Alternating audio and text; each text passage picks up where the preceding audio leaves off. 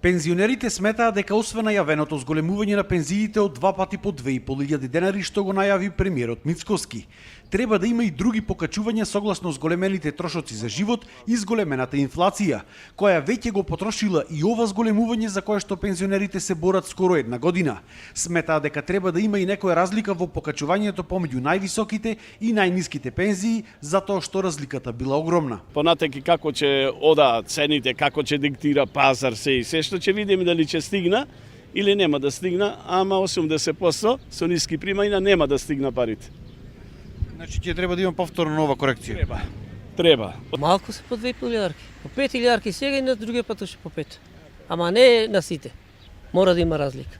Не може некој да има 10 или некој да има 60.000 пензии. Катастрофа. На ист став се и од Сдруженијето на пензионери кои што протестираа скоро една година, иако сепак сметаа дека требало да се исполни ветувањето и веднаш да се покачи остовицата за 5.000 денари, а не на 2 пати по 2,5. Сепак и за нив е најважно да има и друго процентуално зголемување и во септември согласно трошоците за живот. Бараат овие усогласување на пензиите со трошоците за живот, наместо како досега во март и септември да се прават заклучно со јануарската и јунската пензија, затоа што досега им се крателе 4 месеци.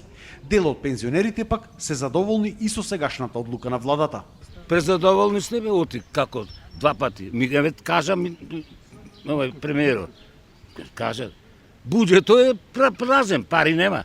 Значи сега со ребалансо, парите ќе се, главно не откажува дека ќе да.